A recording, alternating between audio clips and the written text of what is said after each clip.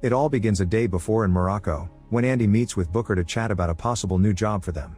Andy hesitates because she doesn't want to fight anymore, but Booker convinces her to at least come back to the hotel and see the others.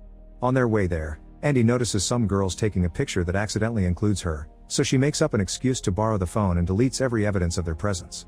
At the hotel, they reunite with couple Nikki and Joe after a long time. All the guys want to take the job, but Andy is still hesitant because she doesn't trust Copley and they have a rule to never work with the same employer twice. In the end, they convince her to go with Booker to have a meeting with Copley just to see what he has to say. Sometime later, Andy and Booker sit outside at a cafe while Nikki and Joe watch from the hotel window just in case. Copley arrives and explains everything. He decided to take a break from the CIA when his wife got sick, but when she died, he couldn't bring himself to go back. Nowadays he pays himself for these kinds of jobs and wants their team to do this one. The mission would be saving some hostages in South Sudan, and when Copley says how they could help make a big difference, Andy finally accepts. Afterward, the team flies to South Sudan and waits for night to fall to strike. They silently kill all the guards outside one by one and then sneak through the fence to kill a few more. The building's door is destroyed with a small explosive, but when they make it inside, they're shocked to discover that there actually are no hostages. Andy realizes they've been set up right before a bunch of soldiers enter the room and open fire, causing the team to fall to the ground with blood spreading around them.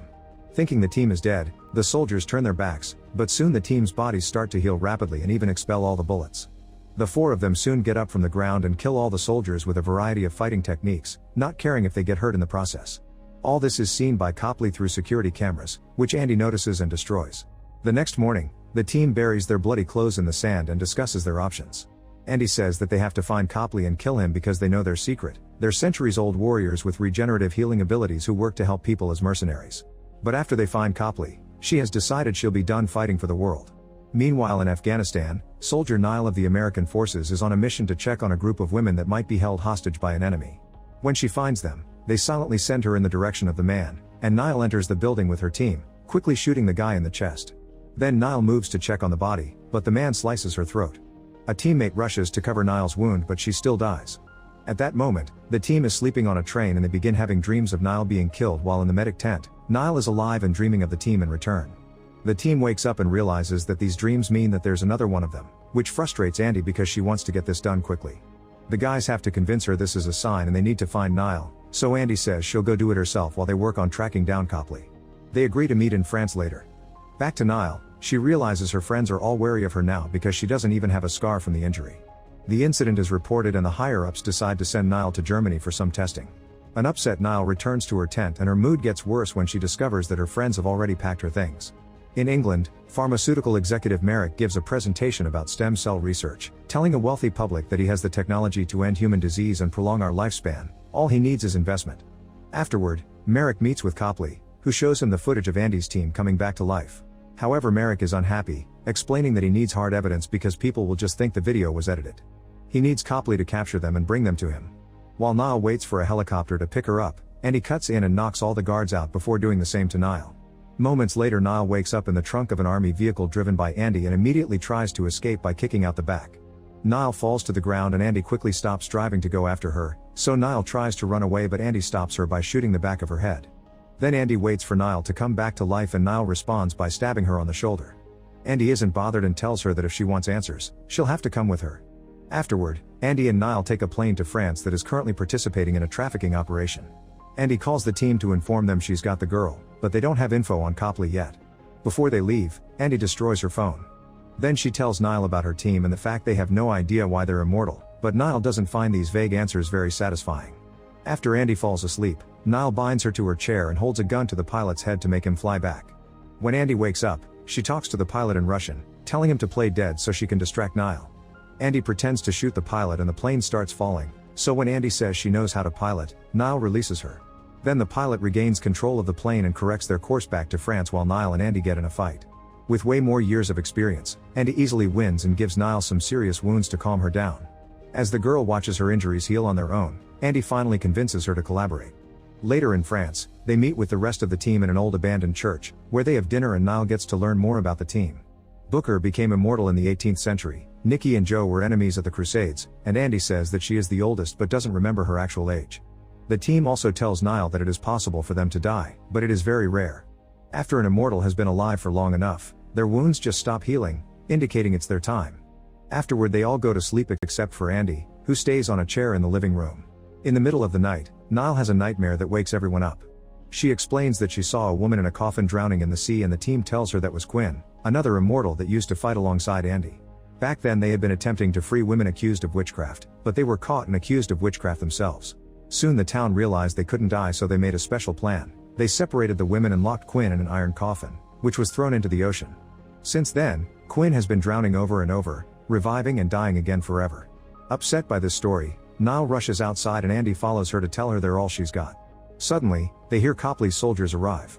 As Copley watches everything from a surveillance van, the women go back inside and discover that Joe and Nikki are nowhere to be found, and Booker has been blown up by a grenade, which takes a while to heal. Then Niall waits with Booker while Andy goes after the soldiers. Once again, she jumps into the fight without caring about getting hurt and defeats everyone in seconds, which causes Copley to go away in fear. Once it's over, the group packs their things and goes looking for another hideout. Meanwhile, Joe and Nikki wake up in a van surrounded by soldiers, who make fun of them for being a couple and keep them apart when they try to kiss. Soon the van takes them to an airport, but when the doors are opened it's revealed that Joe and Nikki have killed everyone while still being handcuffed. Copley puts them on a plane to England and takes them to see Merrick, who stabs them for fun as he explains that he'll put them through experiments until he figures out how to make the human lifespan longer. Next, Nikki and Joe are sedated and sent to a lab while Merrick demands that Copley bring him the others too. Back to Andy, she, Booker, and Niall take shelter in an abandoned mine, where Niall is shocked to find all the old treasure and original art they hid there. While Booker tells Niall about his dead kids and the pain of living forever while their loved ones die, Andy realizes that her wounds aren't healing. She leaves the mine to drive to a pharmacy in town, where she buys medical supplies and is surprised when the cashier offers to help dress her wounds in the back room. When Andy asks why the woman is helping a stranger without asking any questions, the woman says that she expects Andy to pass on the act of kindness to someone else tomorrow, which leaves Andy thinking about the people she's lost. In Merrick's lab, Joe and Nikki are kept strapped down to chairs while the doctors keep taking samples. Copley points out that Merrick has all the samples he could ever need, so they don't need to hold the duo hostage anymore, but Merrick says he'll do whatever he wants and he won't stop until he has results. Nikki tries telling the doctor that people have done the same experiments on them in the past and it's never worked, but the doctor ignores him. Sometime later in the middle of the night, Niall wakes up from a bad dream and decides to go outside for fresh air. She finds Andy going through her phone and Niall shares some stories about her family, but Andy sadly doesn't remember hers. Soon Booker meets with them to say that he's found Copley's location and they immediately head off. When they arrive at the address, Booker leaves to scout the area while Andy gives Niall a weapon. However, Niall announces she doesn't want to help, saying she wants to spend as much time with her family as she can before it's too late. Andy decides to let her take the car, only asking her to get rid of the rest of the weapons on the way. Once she's far enough, Niall opens the trunk and realizes Andy took the wrong bullets for her weapon. At the facility, Andy and Booker sneak inside and go upstairs to find Copley. They immediately hold him at gunpoint, but suddenly Booker shocks Andy by shooting her in the side and restraining her. He explains that he set them up on purpose because he wants Merrick to figure out some way to kill them so they don't have to suffer anymore, and Copley wants the cure that could have saved his wife. However, when Booker realizes Andy isn't healing, he starts to panic. Soon a bunch of guards come in and restrain Andy and Booker, so Copley protests, pointing out that he doesn't think Andy will survive any tests. However, Merrick doesn't care and orders the guards to take Andy and Booker to the same testing room where Joe and Nikki are kept, demanding results. Meanwhile, Copley is suddenly cornered by Niall, who demonstrates her power, so Copley will explain what's going on. He tells her he spent years doing research on the team and learned about all the good they've done for humanity. Copley also says he had thought that by bringing the team in for this testing he would be helping the world, but he's realized that he was wrong. Then Niall convinces Copley to take her to the team. Moments later, they arrive at Merrick's building and Copley grants Niall access.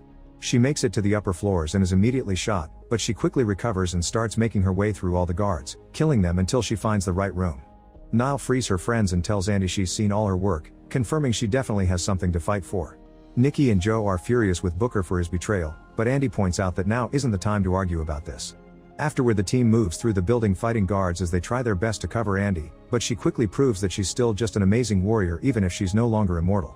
After they're hit by a bomb, Andy beats up a guy until he confesses Merrick's location.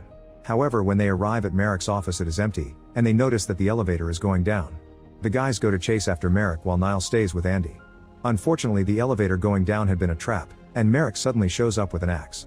Copying the trick from the plane, Niall pretends to shoot Andy, who quickly jumps on a distracted Merrick to steal his axe and hit him before Niall tackles him.